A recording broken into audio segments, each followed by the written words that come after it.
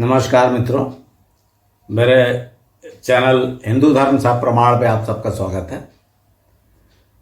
मित्रों, इस सीरीज में जो ये लंबी सीरीज है जिसमें लगभग 150 के एपिसोड पहुंच रहे हैं करीब, इसमें अभी हम जो 5 धर्मों का सम्मिलन है, सम्मिलित रूप है, जिसे आज हिंदू धर्म कहा जाता है, उसमें हमने जो मनु का देखा, जो ब्रह्मा वाला, फिर भगवान विष्णु का अवतार देखा, रुद्रों का देखा, अब ये हम देवियों का देख रहे हैं। तो देवियों में मैं आपको बता चुका हूं कि आद्याशक्ति देवी के बारे में मैंने बताया कि जिनकी कल्पना की गई कि भाई एक देवी है जो इस संसार की जननी है। उनको जगदम्बा, जगदम्बिका इत्यादि नामों से पुकारा गया।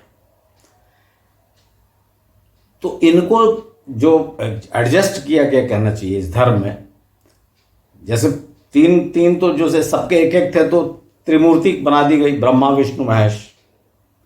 फिर जो नागवंश, जो शिवलिंग पूजक थे, उसमें उसको ले लिया गया इधर रुद्र के रूप में, और उसके ऊपर नाग दिखा दिया गया कि नाग की सुरक्षा। अब देवी को कैसे एडजस्ट किया गया ये आपको बताया कि देवी ने अपनी 3 शक्तियां निकाल के ब्रह्मा विष्णु महेश को दे दी, महालक्ष्मी, महासरस्वती और महाकाली। इसके बाद फिर मैंने अगले एपिसोड में आपको 10 महाविद्याओं के बारे में बताया था कि 10 महाविद्याएं कौन सी हैं। उसके बाद आपको मैंने जो बताया जो शक्तिपीठों के बारे में। अब आज आपको मैं एक ऐसे विषय पर बात करना चाहता हूं आपसे।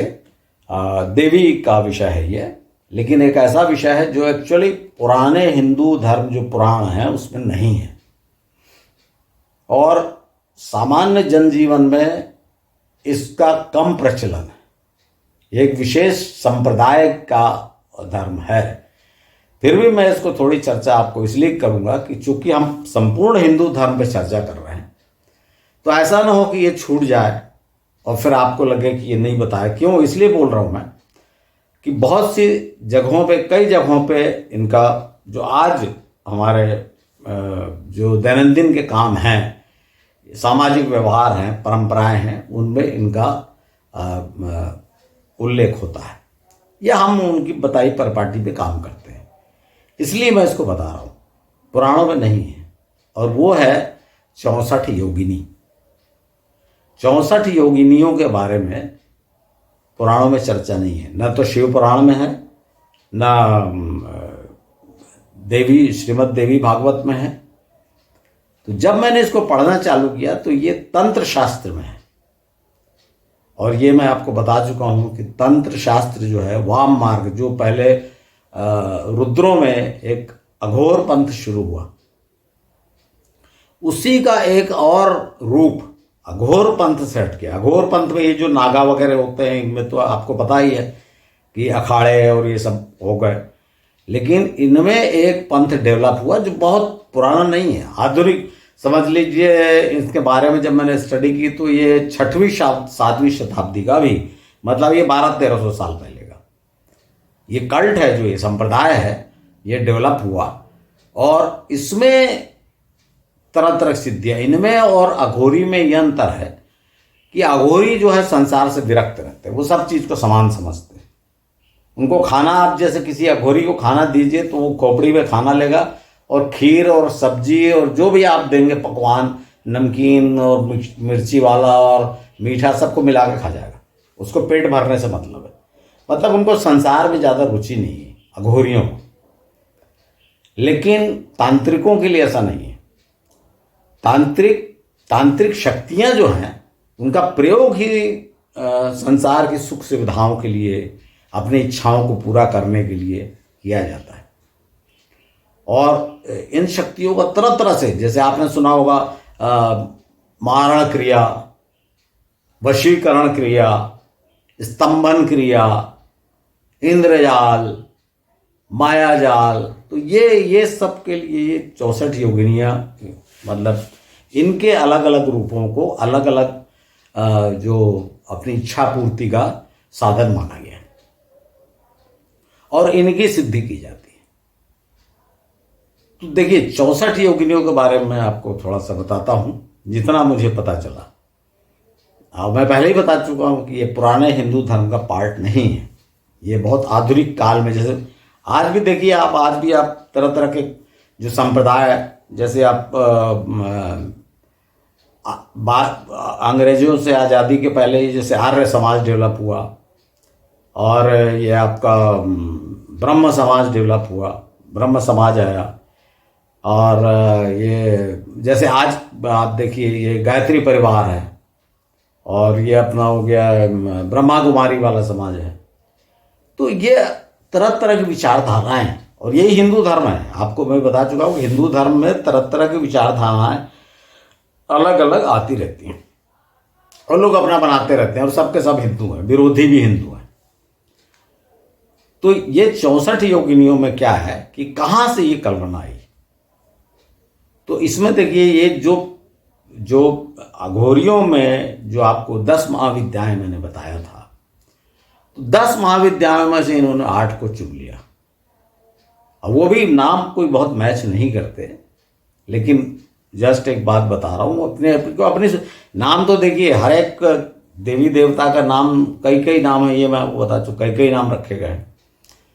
तो उसमें से चुना और इनको 8 मूल मातृकाएं कहा गया।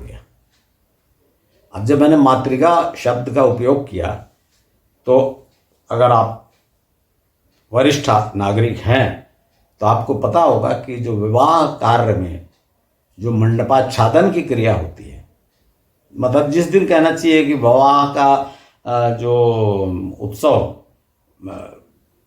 शुरू होता है, प्रारंभ होता है, विवाह के जो कार्य प्रारंभ होता है, तो पहले दिन मंडपाच्छादन होता है, और उसमें मातृका पूजन किया जाता है। जो मंडप के जो खंभे गाड़े जाते हैं चारों, मातृका पूजन। और मातृका पूजन का अर्थ ये होता है, ये क्यों किया जाता है, ये इसलिए किया जाता है कि वो, जब मैंने पूछा था एक बार कि भाई ये मातृका पूजन, बोले इससे आंधी तूफान बरसात इनको बांध दिया जाता है, जिससे कि ये जो विवाह का कार्यक्रम है इसमें कोई बाधा न पहुंचे। अर्थात आप समझ गए होंगे कि जो जितना हमारी जीवन में, हिंदुओं के जीवन में जो जिसको टोना टोटका कहा जाता है, वो सब इस परंपरा का अंग है। वो यहाँ से आया। मैं आपको ये नहीं बता रहा 64 योगिनी से आया, लेकिन ये जो तांत्रिक पद्धति है, और इनके ही मंत्र वो शाबर मंत्र हैं, जो फट स्वाब ओम फट इस टाइप के जो मंत्र हैं, जो वैदिक मंत्र नहीं हैं, तो वो ये शाबर मंत्र, ये सब उनके मंत्र हैं, सिद्धि की जाती है। अब मुझे ये ज्ञात नहीं है, मैं ये दावा कोई नहीं कर सकता इसमें कितनी सच्चाई है, सिद्धि होती है नहीं होती है, लेकिन मेरे को जो जानकारी मिली मैं आपको इसलिए बता रहा हूँ कि ये भी हैं, और इसके कई बड़े प्रसिद्ध मंदिर हैं। आइए मैं आपको थोड़ा सा एक एक करके बताता हूँ। सबसे पहले मैं आपको 8 मातृकाओं के नाम बताता हूँ, जो 2 जगह मिले और दोनों अलग हैं, किंतु फिर भी आप देखेंगे तो समझेंगे कि क्या है। देखिए, एक स्थान पे जो 8 मूल मातृकाएं या 8 प्रमुख योगिनियां, उनके जो नाम कहे गए हैं, ब्राह्मणी पहला, ये ब्रह्मा की शक्ति, फिर माहेश्वरी, ये शिव की शक्ति, वैष्णवी, विष्णु की शक्ति, कौमारी, ये कार्तिकेय की, उनको कुमार कहा गया ना, तो कार्तिकेय की शक्ति, वाराही, ये वराह की शक्ति, नरसिम्ही, ये नरसिंह भगवान की शक्ति, इंद्राणी, ये इंद्र की शक्ति, और चामुंडा। ये 8 मूल वो एक जगह बताया। मैं आपको ये नहीं बोल रहा हूँ यही है, एक स्थान पर ऐसा बताया गया है, ये मैं आपको बता रहा हूँ। अब दूसरे एक जगह और देखा तो वहां पे इन 8 के नाम देखिए क्या है।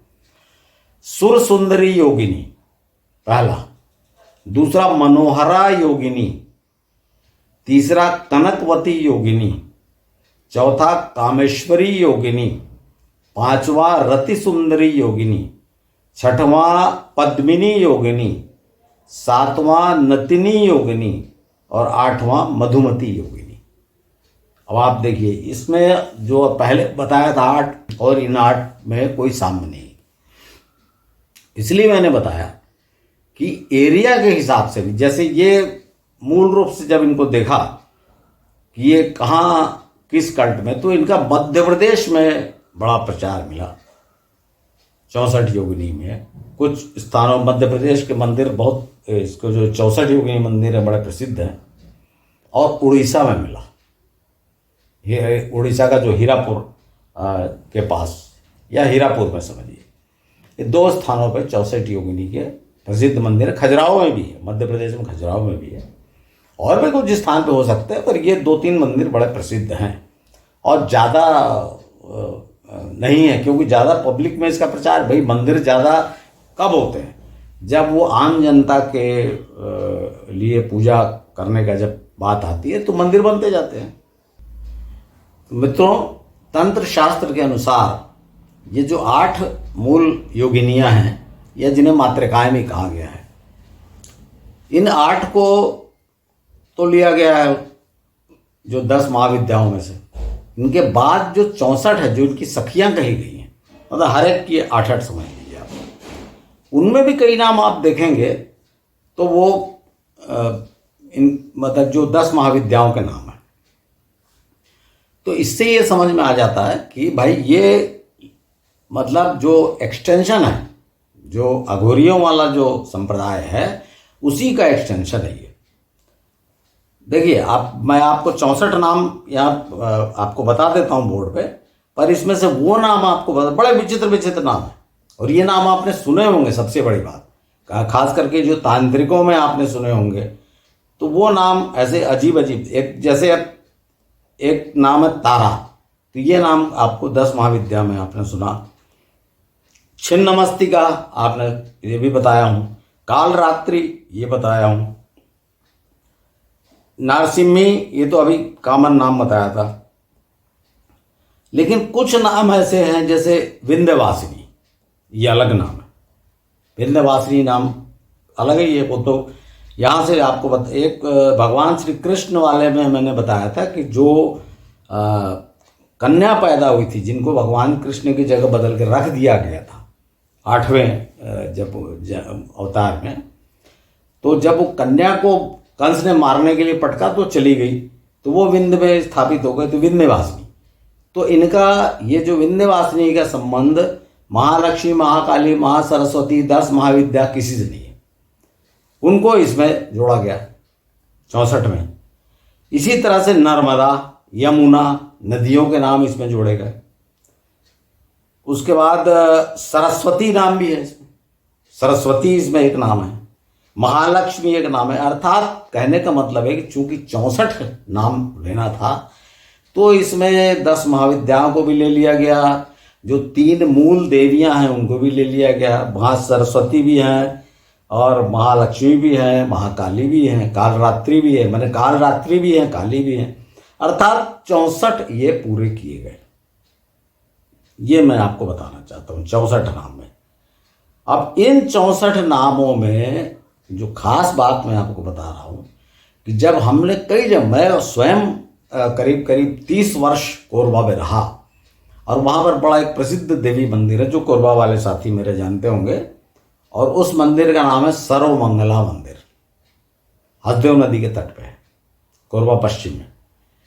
तो यहाँ बहुत लोग जाते हैं दर्शन करने, भाई देवी का है, भाई सर्वमंगला। लेकिन आश्चर्य की बात है कि 64 में एक नाम है सर्वमंगला। इसी तरह से आपने कई जगह मंदिर देखे होंगे, भद्रकाली, तो भद्रकाली इसमें एक नाम है, चामुंडा इसमें एक नाम है, धूमावती, ये शब्द आप जब धूमावती नाम आपने सुना होगा, धूमावती वर्ड है जो 10 महाविद्याओं में धूमावती। तो कहने का अर्थ ये है कि ये हमको ऐसा लगेगा कि हम 64 योगिनी के बारे में नहीं जानते, लेकिन देखिए जगह जगह इनके मंदिर हैं, जो इनके भक्त होंगे, जिन्होंने सिद्धि प्राप्त की होगी, या इनकी किसी देवी की कृपा से, किसी जो सिद्ध की कृपा से किसी भक्त को कुछ लाभ हुआ होगा, किसी कष्ट से छुटकारा मिला होगा, तो उसने देवी मंदिर बनाया। इसलिए 64 योगिनियों में जो नाम है, उसके नाम से देवी मंदिर मिलते हैं। आपको बताना मैं ये चाहता हूँ कि ऐसा अनजाना भी नहीं है कि आप बिल्कुल न जाने। पहले आपको मैंने बताया कि जो वैवाहिक कार्यक्रम जब प्रारंभ होता है, तो शुरू में ही आप मातृकाओं की पूजा करते हैं। क्यों करते हैं? कि भाई वो कोई विघ्न बाधा ना है उसके लिए। अब ये देखिए, आप जगह जगह मंदिर है, भद्रकाली, सर्वमंगला, इस टाइप के नाम है, कहीं काल रात्रि के, वो ये 64 योगिनियों के नाम पर है। क्योंकि ये नाम अपन सोचे नहीं, अपन तो कॉमन, जैसे मैंने कहा कि नॉर्मली एक आम हिंदू ये सोचता नहीं कि भाई ये नाम जो देवी मंदिर है ये कहाँ से आया। जबकि जब आप इसको पढ़ेंगे तो इन देवी मंदिरों के नाम जो हैं वो ये 64 योगिनियों के नाम है अधिकतर, बताना मैं ये चाहता हूँ। और ये 64 योगिनियाँ जो हैं जिनके नाम हैं, इनकी उपासना अलग अलग तंत्र शास्त्र में, हिंदू धर्म में, पुराणों में नहीं है, तंत्र शास्त्र में, जो बहुत बाद में मैं आपको बता चुका हूँ, बहुत बाद में लिखे गए। तो तांत्रिक लोगों के ये तरीका होता है एक एक देवी को एक काम, किसी एक काम के लिए सिद्ध करना, प्रसन्न करना। इसमें अनेक लोगों का आपने सुना होगा, यक्षिणी को जब प्रसन्न करते हैं, सिद्ध कर लेते हैं, तो यक्षिणी एक अत्यंत रूपवती स्त्री के रूप में आती है रात्रि को। ये कई मैंने यूट्यूब में ये इस टाइप के देखे, यक्षिणी सिद्धि। इस तरह से एक सिद्धि होती है कर्ण पिशाचिनी। जब वो सिद्ध कर लेते हैं तो कर्ण पिशाचिनी आपके कान पे आके सामने जो भी आदमी आता है उसका भूतकाल के बारे में, भविष्य नहीं बता सकती। कई आपने ऐसे सिद्ध देखे होंगे जो आपको देखते साथ आपके पूरे भूतकाल बता देते हैं और आप प्रभावित हो जाते हो। भूतकाल और वर्तमान मतलब जो घट चुका, तो आप प्रभावित हो जाते हो। उसके बाद तो भविष्य बताते हैं, आपको विश्वास हो जाता है। लेकिन भविष्य के बारे में ना उनको पता रहता है, ना कर्ण पिशाचिनी को पता रहता है। तो ये भी ठगने वाला भी काम इस कारण से बहुत होता है। क्योंकि जो तांत्रिक होते हैं, आपने जगह जगह तांत्रिकों को ठगने का आपने सुना होगा, उसका कारण यही रहता है कि जो सिद्धियों की लिमिटेशन है, अब जितना मुझे मालूम, मुझे ये सब अंदर का नहीं मालूम, होता भी नहीं है, लेकिन सिद्धियों की एक लिमिट, जैसे कर्ण पिशाचिनी का है कि वो जो घट चुका है वो बता सकती है, भविष्य नहीं बता सकती। तो मित्रों, ये इसको जो मैं बता रहा हूं, इसमें कई अजीब अजीब, जैसे आपको बताया ना, जो पिशाचिनी ऐसे टाइप के नाम है। तो ये कोई देवियों के नाम भी नहीं है बहुत से। आप पिशाचिनी की देवी कैसे हो सकती है? तो इनका जो वैदिक धर्म से संबंध नहीं है, मैं सिर्फ ये बताना चाह रहा हूं। ये बाद में डेवलप हुआ एक संप्रदाय है, कल्ट है, और जिसने अपने तरीके से सब देवियों को जोड़ लिया इसमें, और अलग अलग सिद्धि के लिए इनकी पूजा अर्चना की अपनी पद्धति बनाई। और बड़ी कठिन पद्धति है, सरल नहीं है, बहुत कठिन बनाया गया। कोई श्मशान में साधना कर रहा है, कोई कहीं कर रहा है, कोई कुछ कर रहा है, इस टाइप का। तो अब देखिए, अब ये जो मैंने आपको बताया, अब ऐसा नहीं है, बड़े प्रसिद्ध मंदिर है। जैसे आपको मैं एग्जांपल बताता हूं, देखिए एक शाकंभरी, इस शाकंभरी देवी का पहले भी आया है वर्णन, जो 10 महाविद्याओं में, और इसमें भी है। अभी शाकंभरी देवी कौन है कि जब अकाल पड़ा तो इनको शताक्षी भी कहा गया है, मतलब 100 आंख वाली, कि इतनी आंखें उनके शरीर में हो गई और हर आंख से वो 9 दिन तक रोई। तो इतना पानी बहा कि भाई साग सब्जियां सब फल उगाए, अर्थात अकाल दूर हो गया। तो इनको शाकंभरी माता कहा गया और शताक्षी भी कहा गया। तो इनके कई जगह बड़े प्रसिद्ध मंदिर हैं जिनको तांत्रिक पीठ कहा गया, जहां तंत्र साधना की जाती है। और इसमें बड़ा प्रसिद्ध जो है, उत्तराखंड में भी है एक जगह, एक स्थान पर। लेकिन जो मैं आपको बताना चाहता हूं वो है सांभर, जो राजस्थान का सांभर है वहां पर, और शेखावती में भी है राजस्थान में। लेकिन ये सांभर जो है, इस सांभर नाम ही पड़ा उस क्षेत्र का नाम, उस क्षेत्र का नाम पड़ा है सांभर, ये शाकंभरी नाम से सांभर। तो ये उस क्षेत्र का नाम इनके नाम पर पड़ा। तो इतनी इनकी मान्यताएं भी हैं, ऐसा नहीं है कि कोई ये लोग नहीं मानते। भाई जब मुसीबत में, तो आपको पता है ना, आदमी जब मुसीबत में आता है तो सब ईश्वर भक्ति और देवी देवताओं भक्ति छोड़ के टोने टोटके और तंत्र मंत्र की तरफ जाता है। तो इस कारण से इनका एक ऐसी है ब्राह्मरी देवी, इनके भी बड़े प्रसिद्ध मंदिर है कई जगह, उत्तराखंड में भी है ब्राह्मरी। भ्रामरी देवी, और ये शाकंभरी और भ्रामरी का वर्णन मैं आपको श्लोक दिखाता हूँ, इसमें भी है शिव पुराण में। तो भ्रामरी देवी का क्या है कि इतने भ्रमर, मतलब भंवरे, इतने भ्रमर, जैसे दुश्मन कोई राक्षस आया तो भ्रामरी देवी ने अपने भंवरों को भेज दिया, भ्रमरों को, और वो लिपट गया और उसके पूरा खून चूस लिया और मर गया। इस टाइप कहानी भ्रामरी देवी। और ये खाली मंदिर नहीं, मैं आपको मैं गया था वाराणसी के पास चुनारगढ़, गंगा किनारे चुनारगढ़, और ये बड़ा प्रसिद्ध स्थान है। अब चूंकि आजकल पढ़ने वढ़ने कार्यक्रम ख़त्म हो चुका है, तो मैं नहीं कह सकता कि आप लोगों को पता है कि नहीं, लेकिन आप लोगों ने एक प्रसिद्ध नावल है देवकी नंदन खत्री जी का चंद्रकांता, चंद्रकांता और चंद्रकांता संतति, वो उन्होंने इसी चुनारगढ़ में बैठ के लिखा था। तो ये तो ठीक है, खैर चुनारगढ़ में लिखा था, पर इसकी खास बात जो मैं आपको बताना चाहता हूँ भ्रामरी देवी से संबंधित, चुनारगढ़ में राजा भर्तृहरि की समाधि है। ये राजा भर्तृहरि कौन थे? ये जो उज्जैन के राजा विक्रमादित्य के बड़े भाई थे। तो ये जब राजगद्दी में बैठे, फिर इनको वैराग्य हो गया और इन्होंने सब छोड़ दिया। तो वो यहाँ पर कई कई स्थानों पे गए। आपको पता है भर्तृहरि इनके क्या बोलते हैं, गुरु जो आपका मत्स्येंद्रनाथ, इनके शिष्य हो गए थे।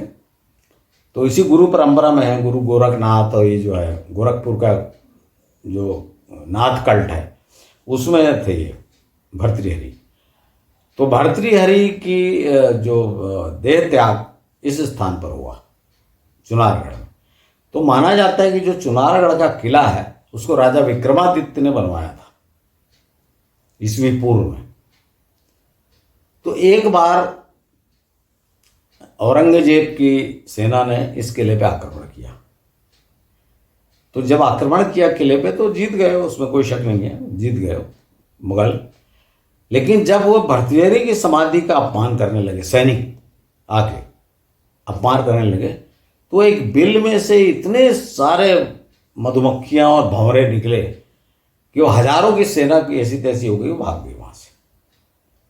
तो ये भी भ्रामरी देवी का कहा गया। और भर्तृहरि तो ये योग वाले थे ही, ये तो नाथ संप्रदाय आपको पता है, मत्स्येंद्रनाथ, गोरखनाथ, इसके बारे में तो आपने सुना ही होगा। तो ये भ्रामरी देवी हो, शाकंभरी देवी का मैं बता रहा हूँ आपको, प्रसिद्ध मंदिर एक है, ये आपको जैसे सांबर का बताया राजस्थान में और एक स्थान पर है, और उत्तर प्रदेश का जो सहारनपुर है वहाँ भी शाकंभरी देवी का एक प्रसिद्ध मंदिर है। तो कहने का अर्थ ये है कि ये जो हिंदू धर्म में ये जुड़े हुए नहीं हैं, पुराणों में ज़्यादा वर्णन नहीं है, लेकिन आम लोगों में बड़ी आस्था, बड़ी मान्यता रहती है कि भाई ये शक्तिशाली देवी है। जो तांत्रिक देवियां हैं उनकी मान्यता क्या है कि बड़ी शक्तिशाली है। और ऐसा नहीं है कि सिर्फ ये 64, जैसे आप देखिए कामाख्या के बारे में मैंने आपको बताया था कि भाई ये किसी रुद्र वहाँ जो थे त्रिपुरा में और सब जगह, वहाँ उस एरिया में रुद्र पहुँचे। लेकिन कामाख्या की पूजा तांत्रिक पीठ के रूप में की जाती है, क्योंकि जो आपको बताया था ना, जो 51 भागों में काटा शरीर, तो यहाँ पर देवी की यूं नहीं गिरी।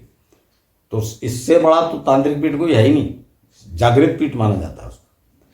तो ये सब तंत्र वालों का, जो कहना चाहिए, जो तंत्र शास्त्र और को मानने वाले और जो तांत्रिक लोग हैं उनकी क्रियाएं हैं। तो मित्रों, ये जो मैंने आपको बताया, इसका सीधे सीधे जो हम जब इतिहास में देखेंगे तो इनका नहीं है अस्तित्व। लेकिन ये जैसे आपको बताया 64 योगिनी, अब या ये देखिए आप, हाँ एक चीज़ मैं आपको बताऊं कि ये इनके जो सबसे बड़ा जो प्रसिद्ध मंदिर है भारत में, वो है मुरैना के पास मितावली गांव में। और यहाँ प्रतिहार राजाओं ने इसको बनवाया था 12वीं-13वीं शताब्दी में।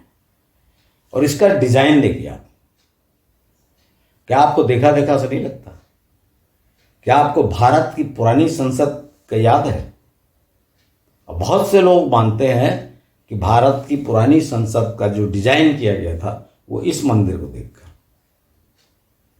और इस मंदिर को, ये जो 64 योगिनी मंदिर है मुरैना वाला, इसको तांत्रिक यूनिवर्सिटी भी कहा गया है। अर्थात जो तंत्र विद्या में दीक्षित होना चाहते थे वो बड़े बड़े दूर दूर से, पूरे भारतवर्ष से तांत्रिक यहाँ आते थे और यहाँ सीखते थे। उसके बाद मध्य प्रदेश में ही अपना भेड़ाघाट के पास, जबलपुर के पास भेड़ाघाट है, वहां पर एक 64 योगिनी का मंदिर, ये काफी टूटी फूटी अवस्था में हो गया है, फिर भी ये है। मुरैना वाला तो काफी अच्छी अवस्था में। फिर आपको हीरापुर बताया उड़ीसा में, वहां तो 64 योगिनियों की मूर्तियां हैं, देखिए उसमें सरस्वती है, वो उनका अलग, वो जो पीले रंग में, जो सरस्वती तो वसंत वाला है तो पीले रंग में, ऐसा भी करके वो खैर पूजा पाठ की पद्धति वहां पर भी। तो मित्रों, जो आपको मैंने ये बताया तंत्र वाला, ये पुराने हिंदू धर्म नहीं है, पर आखिर आज आपसे पूछा जाए कि भाई ये तांत्रिक कौन है, तो भाई आप भी कहोगे हिंदू हैं। तो ये मैंने आपको इतिहास बताया कि ये आदमी अर्वाचीन इतिहास जिसको बोलते हैं वो है कि भाई ये कल्ट ही 6वीं 7वीं शताब्दी में डेवलप हुआ, और ये जो मंदिर बने तो 12वीं 13वीं शताब्दी में बने। और वो इसलिए बनने का कारण क्या था कि जो वहाँ राजा लोग थे तो उनके पास कोई जैसे प्रसिद्ध तांत्रिक पहुंचा, उसने राजा को प्रभावित किया किसी तरीके से, तो वहाँ पर ये मंदिर बने। और ये बहुत ही कम है पूरे भारत में आप देखेंगे, लेकिन तंत्र का प्रचार पूरे भारत में बहुत ज़्यादा है। आपको जो तंत्र विद्या का प्रचार, जितने टोटके बोलते ना, ये पाठ करो वो पाठ करो, जितने देवी को प्रसन्न करने के लिए आप उनको जो उनके मंत्र होते हैं उनको देखिए आप, वो वैदिक मंत्र है नहीं, ये वाम मार्गी जिसको शाबर मंत्र कहा गया वो है। तो ये भी हिंदू धर्म का एक पार्ट है। और बड़ी मान्यता जैसे मैंने बताया, इसमें छोटे छोटे, जैसे छोटे बच्चे को बोले नजर लग गई और उसको ऐसा उतारो, ये सब ये तांत्रिक पद्धति वालों का है। जितने टोना टोटका आप घर में करते हैं, वो किसी के ऊपर से नींबू काट के उतार के सड़क में फेंक दिया कि दूसरे को लग जाए, ये सब वो है। तो आप इसको रोज आपके इसमें देखा जाता है। वो राई से, वो जो गर्म राई से अपना 3 बार ऐसा घुमा के बाहर फेंक दिया, ये सब जो चलता है टोना टोटका घर में, वो यही है, इसकी देन है तांत्रिक की, तंत्र शास्त्र की। तो ये भी संप्रदाय भारत में अनजाने में हिंदुओं के समाज पर बड़ा प्रभाव इसने भी छोड़ा है। हालांकि इसका कोई खास ऐसा धर्म में या इतिहास में इसका महत्व नहीं, लेकिन है। आज भी लोग तांत्रिकों के पास जाते हैं, बड़े बड़े लोग जाते हैं तांत्रिकों के पास। जब मुसीबत आती है तो बोलते हैं ना, आदमी को पता है कि भाई ठगेगा, ये करेगा, पर जाते हैं लोग। और बड़े बड़े तांत्रिक बाबाओं के पेपर में एडवर्टाइजमेंट छपते रहते हैं, आप देखिएगा कि इनको, उसमें ये 64 योगिनी में किसी एक का नाम रहता है, इनको फलानी की सिद्धि, इनको यक्षिणी सिद्धि है, इनको काली की सिद्धि, इनको ये सिद्धि है, ऐसा छपता रहता है। तो मित्रों, मैं आज आपको जो जितनी सामूहिक देवियां थी उनको उनके बारे में मैंने आपको पिछले 3-4 एपिसोड में बता दिया। अब आगे 1-2 एपिसोड में कुछ ऐसी देवियों के बारे में बताऊंगा जो ये सरस्वती, लक्ष्मी, काली, इन तीनों से हटकर हैं, 64 योगिनियों में भी नहीं हैं, 10 महाविद्याओं में भी नहीं हैं, क्योंकि अपन सब देवी का पूरा देख रहे हैं ना, तो इनमें भी नहीं है। ऐसी भी कुछ देवियां हैं, उनके बारे में मैं आपको अगले एपिसोड में बताऊंगा। मित्रों, अगर आपको आज का एपिसोड पसंद आया होगा तो सदा की तरह मेरा अनुरोध है कि इसको अपने परिचितों में शेयर करें, जिससे लोगों को समझ में आए। क्योंकि मैंने देखा है 64 योगिनियों के बारे में, ये इससे ये मंत्र से ये योगिनी प्रसन्न होती, इस टाइप के यूट्यूब में पड़ा हुआ है। तो मैंने आपको बता दिया कि ये आधुनिक सब बनाया गया है। और अगर इसमें ऐसा कुछ होता भी होगा, मान लीजिए कि ऐसा कुछ होता होगा, तो वो सब मन की शक्ति, आपको तो ये पता है ना, विल पावर जिसको कहते हैं, वो कितना जबरदस्त है। तो ये विल पावर का कमाल है। जो भी आप मंत्र पढ़ते हैं सिद्धि होती है, मंत्र का नहीं, आपकी मान्यता है, दृढ़ विश्वास है कि भाई इस मंत्र को पढ़ने से ऐसा होगा, इस कारण होता है। तो ये अलग चीज़ है, मैं इस पर डिस्कस नहीं कर रहा हूँ। मैं तो सीधे मोटा मोटा रूखा इतिहास देख रहा हूँ, और इतिहास के परे जो पराभौतिक शक्तियाँ हैं उस पर तो मैं कोई चर्चा कर ही नहीं रहा हूँ। तो इसलिए इस विषय को अब समाप्त करते हैं, और आगे मैं कुछ और देवियों के बारे में बताऊंगा। और फिर जो बच्चे ये जो जो मिक्स करने के अलावा जो और देवता हैं, जैसे बहुत सारे देव, जैसे आप सूर्य, भाई सूर्य के बारे में आपको क्या पता है बताइए। अगर आप सोचते हैं कि सूर्य ऊपर आसमान में है, तो वाराणसी में जाएंगे, वहाँ एक लोलार कुंड है। लोलार का अर्थ होता है कांपता हुआ सूर्य। तो ये कैसे है? तो इस टाइप की बातें आपको बताऊंगा। बहुत बड़ा है हिंदू धर्म, बताने के लिए जीवन छोटा पड़ जाता है। तो मैं इसलिए बहुत फास्ट जल्दी जल्दी बता रहा हूँ। तो मैंने आज आपको जो तांत्रिक संप्रदाय है उसके 64 योगिनियों के बारे में बताया। आगे मेरे और एपिसोड का इंतजार करिए। धन्यवाद।